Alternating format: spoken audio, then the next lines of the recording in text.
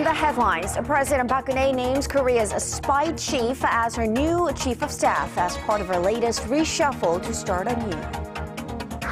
Tech industry insiders and enthusiasts from around the world will soon gather in Barcelona for this year's Mobile World Congress, which kicks off on Monday. We'll check out what to expect from Korean players Samsung and LG. A domestic shooting leaves 4 dead, including the gunman himself, just 2 days after a similar shooting incident. Is Korea getting angrier? We analyze.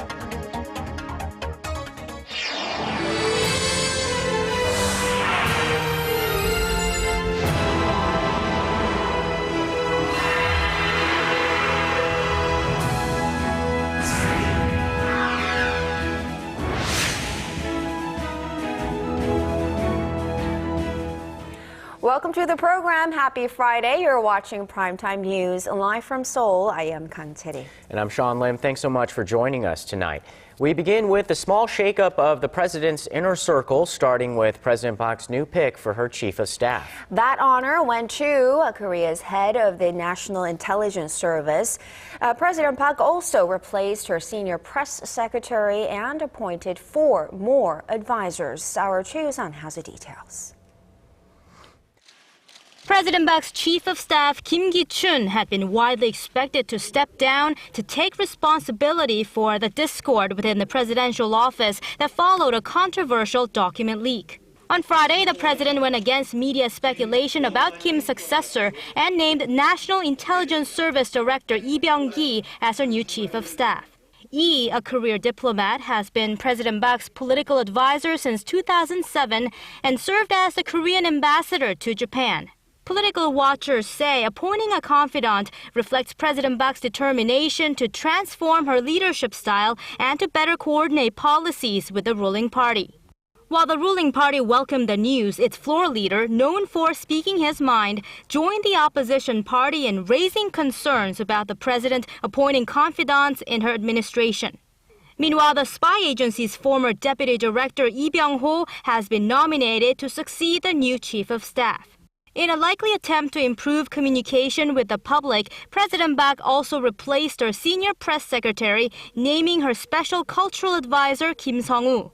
President Park, who named 4 honorary advisors last month to improve external communication, also announced 3 political advisors. Ju Oh-young, Yoon Sang-yeon, and Kim Jae-won are all experienced ruling party lawmakers and are close to the president.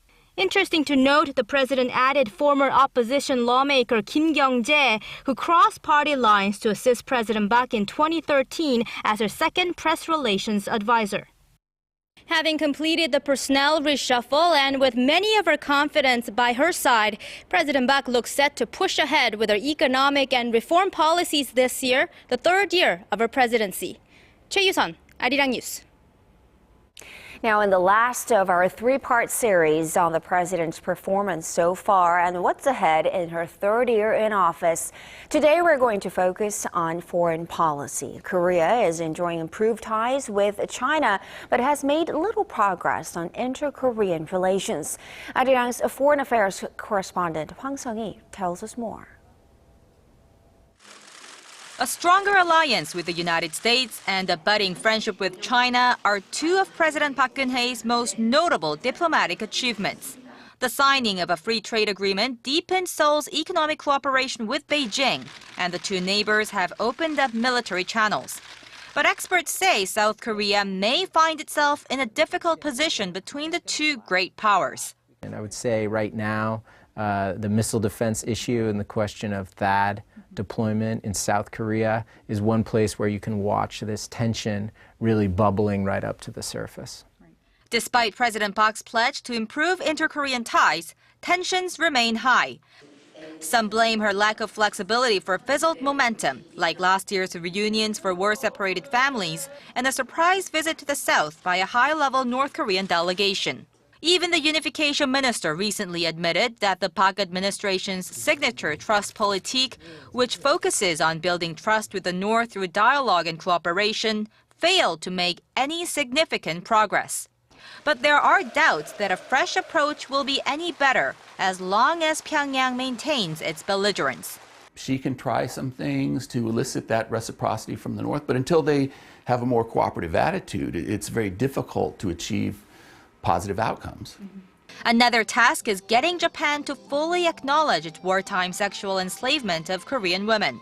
With relations with Tokyo at their worst, experts say Seoul should seek practical cooperation in areas like security and the economy. Since foreign affairs is an area that requires policies with a long-term perspective, experts say it's too early to judge whether the Park administration's diplomacy has been a success or a failure. 황상희, Arirang News. A top U.S. intelligence official says cyber terror from foreign countries, including North Korea, is the biggest security threat to America. He warns along with Iran's hackings, Russian and North Korean cyber warfare could do great harm. Here's our Kim Min-ji with more. The United States faces a range of threats, with cyber highest on the list. In testimony to a congressional committee outlining the intelligence community's assessment of global threats to the U.S., James Clapper, the director of national intelligence, said a number of nations stand as cyber threats to the U.S. Cyber poses a very complex set of threats because profit-motivated criminals, ideologically motivated hackers or extremists, and variously capable nation-states like Russia, China, North Korea, and Iran are all potential adversaries who, if they choose, can do great harm. Clapper noted that Russia in particular possesses sophisticated cyber capabilities more severe than previously assessed. Although North Korea and Iran have lesser technical capabilities, he said Pyongyang's alleged hacking of Sony Pictures and Iran's cyber attack on the Las Vegas Sands Corporation demonstrate that these nations are motivated and unpredictable cyber actors. In a report to Congress, Clapper said that North Korea's nuclear program also poses a serious threat to the security environment in the U.S. and East Asia. He said that the North is committed to developing a long-range nuclear-armed missile capable of hitting the United States. The intelligence chief added that the North has expanded its Yongbyon enrichment facility and restarted the reactor, in line with its stated intent to refurbish and restart its nuclear facilities. Kim Min-ji, Arirang News. The National Assembly held its third and final day of questioning on the Park administration's policies, with lawmakers grilling officials on social policy. Our Park Geun-hye tells us how lawmakers urged the government to come up with measures for pressing social issues such as child abuse and welfare. Lawmakers examined the government's social and educational policies on the last day of a three-day interpellation session at the National Assembly. Questions about policies for preventing child abuse at daycare centers topped the agenda following a recent series of child abuse cases at daycare centers that shocked the nation. The government came out with diverse measures to address the problem, such as making CCTV cameras at daycare centers compulsory. But lawmakers think that's not enough. Do you think tightening regulations could be a fundamental solution to the problem? I think a two-tiered approach is necessary. First, regulations should be tightened to prevent any more cases of abuse from reoccurring, as child abuse is an absolute crime. But that's not enough. We will come up with other measures to improve the treatment of daycare teachers and the daycare environment. The nation's welfare system was also on the agenda and hotly debated at the session. Lawmakers pointed out the administration has failed to carry out its pledge to expand welfare without raising taxes. Tell us the underlying principle for the administration and the ruling party's welfare plan. As the nation's deputy prime minister, I vow that the government will pursue both goals of expanding the welfare system and securing the necessary funds to support it, based on the administration's previous pledges and a realistic evaluation of the current economic situation. Lawmakers also questioned the government on its plans for strengthening the nation's crisis management and safety systems, as well as devising ways of protecting non-permanent employees. Park Ji-won, Arirang News.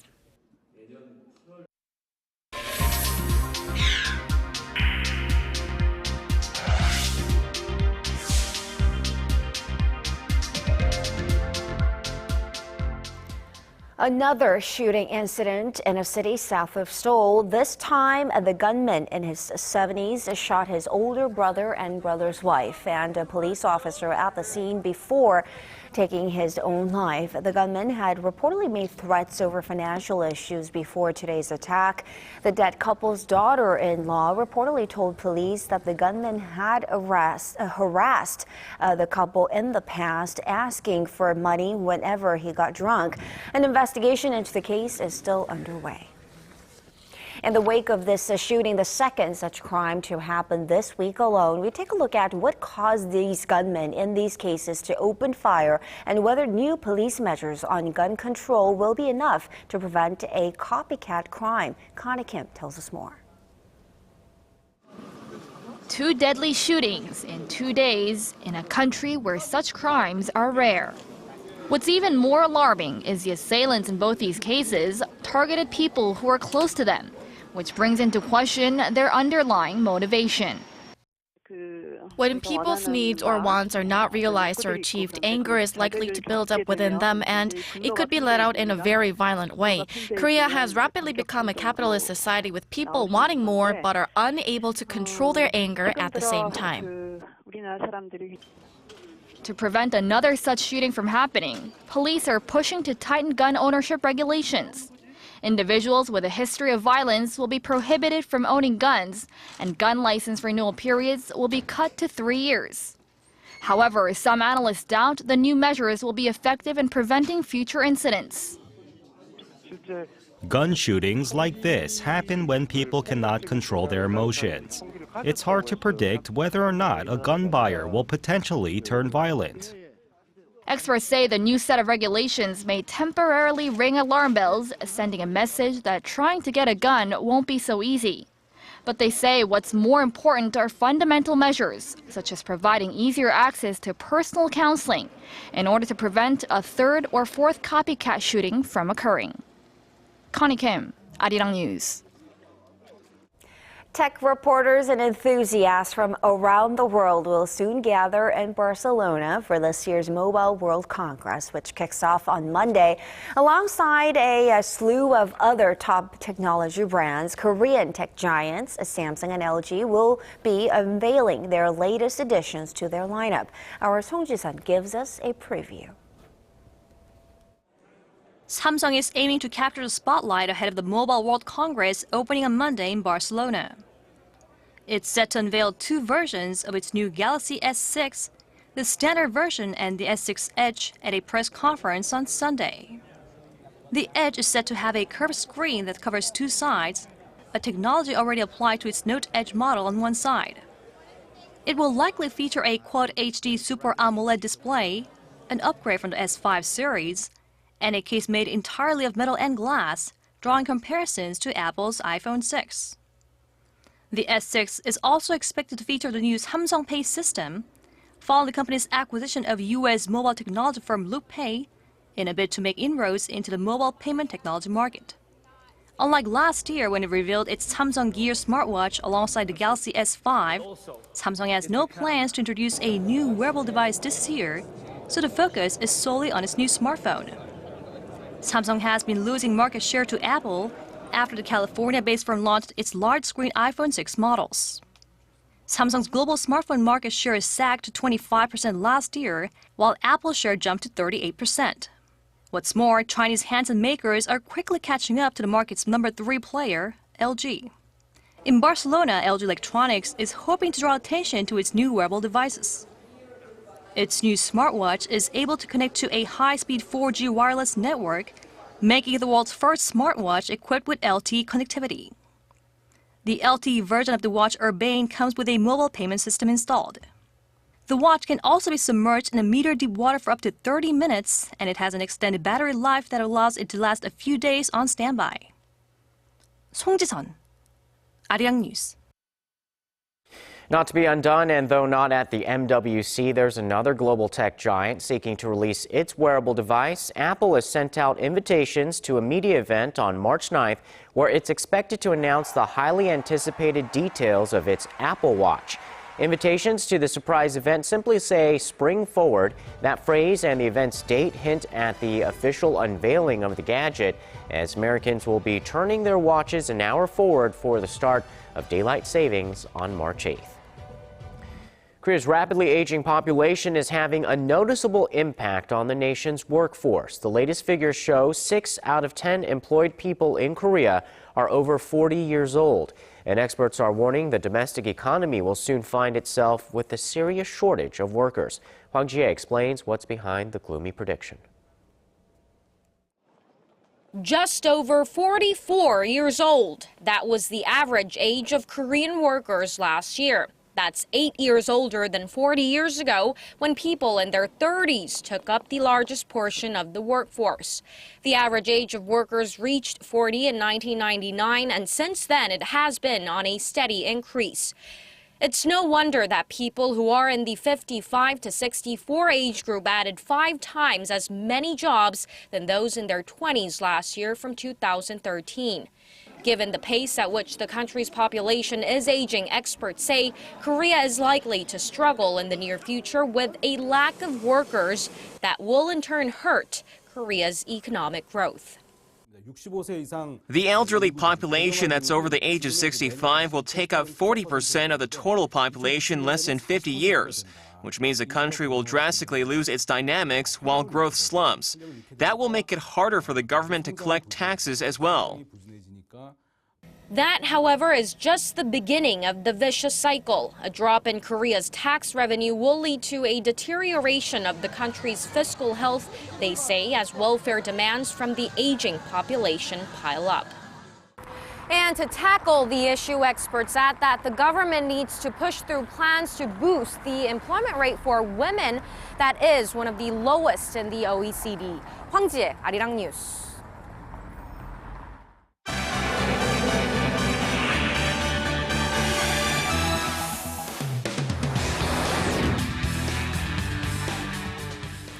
American and Cuban officials are holding a fresh round of talks in Washington as they embark on the next step in restoring diplomatic ties. With more, we turn to Paul Yee at the News Center. Paul, this meeting comes after last month's historic negotiations in Havana. What's on the agenda for this Friday? Well, it's very much expected that both sides will continue that line of dialogue from January. The U.S. will likely demand more democratic freedoms for the island nation, while Cuba will push to have it removed from the U.S. list of state sponsors of terrorism. Policy experts say the two sides will also discuss potential cooperation in areas such as maritime security, anti-drug enforcement, and banking. This as Cuba is showing signs of a major policy shift with a new generation of leaders.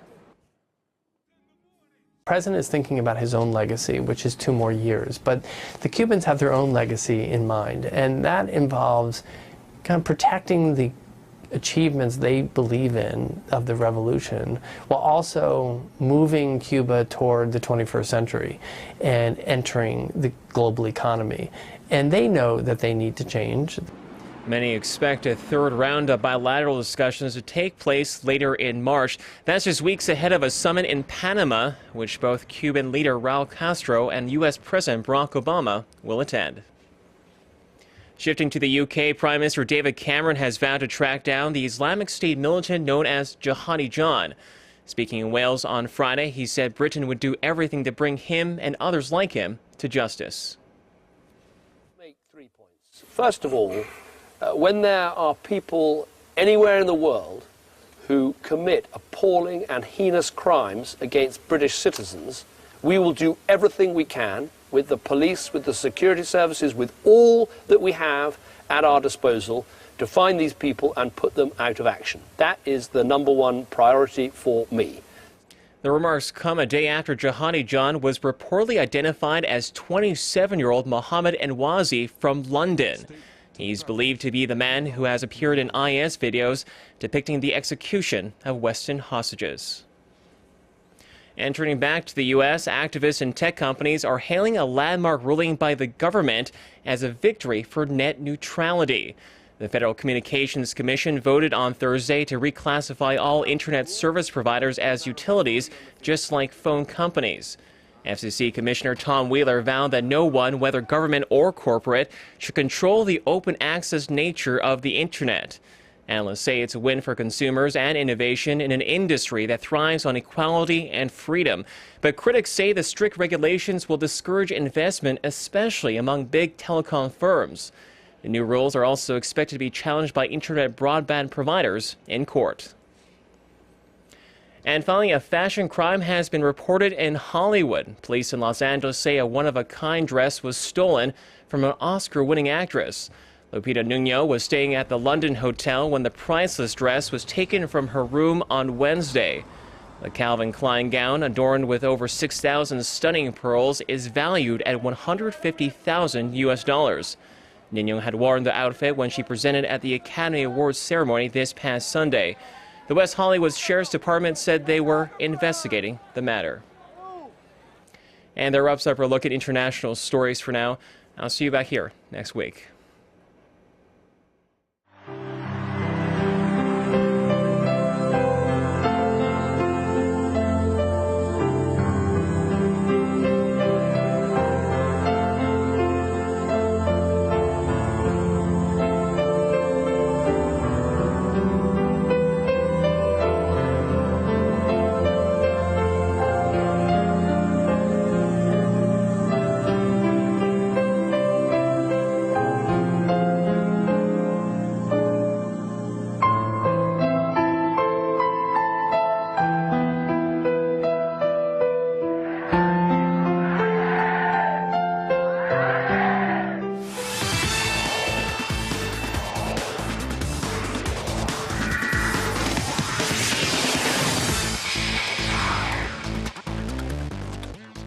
Hello everyone, I'm Stephen Chen with the Sports Brief. Starting on the links at the Honda LPGA Thailand, 3 Koreans are in the top 10 after the second round, all within striking distance of leader Stacy Lewis. Amy Yang jumped up to second place, finishing at 11 under par, and is in great position to make a run over the weekend. Jenny Shin was also solid, improving by 6 shots, while Lee Mi-rim was steady. At 8 under par, they're part of a 4-way tie at third. Them and the rest of the field trail American Stacy Lewis, who stands alone at the top of the leaderboard at 14 under par. The tournament runs through Sunday, March 1st. Coming home for the KBL doubleheader, the first game takes us to the tip-off in Busan. The KT Sonic Boom roared to a 14-point lead against the Goyang Orions after the first, but squandered it by the half. The Orions jumped on the opportunity and picked up their 5th straight win. Meanwhile, the SK Knights took down Anyang KGC thanks to an airtight defense that held the visitors to just 40% shooting. Aaron Haynes led all scorers with 29 points as SK rebounded from 2 losses. Moving on, Floyd Mayweather Jr. and Manny Pacquiao are set to trade punches on May 2nd in the boxing match of this generation. And the winner will take home a belt to match the occasion. World Boxing Council President Mauricio Suleiman announced that the belt will be specially crafted, possibly with platinum, emeralds, and other precious metals. In other words, it'll be one of a kind. Meanwhile, Manny Pacquiao will arrive in the U.S. a week early on Monday next week to begin training for the mega fight. Finally, there's good news for the Los Angeles Dodgers' Lee Hyun-jin after an MRI showed there were no serious problems with his back.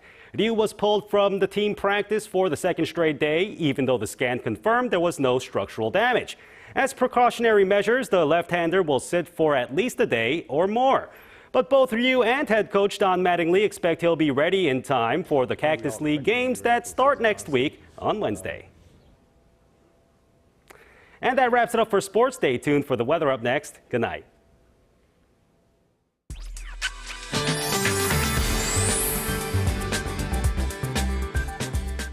Hello and happy Friday. I'm Kim Bo-kyung with a weather outlook. It was a brisk, cool day under clear skies, but clouds are gradually moving in nationwide.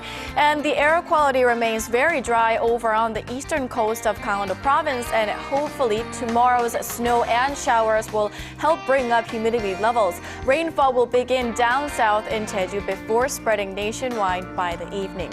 So up to 8 centimeters of snow is expected for both Gyeongsang-do provinces, while about a centimeter should fall here in the capital. As for for the rain, Jeju may get about 10 to 40 millimeters of precipitation, while about 5 should drop here in the central regions. The current cold snap should ease up by tomorrow afternoon, and there is another round of showers in store for next Tuesday. On to tomorrow's readings. Seoul, Daegu, and Gwangju should reach a high of 7, Busan hits 8.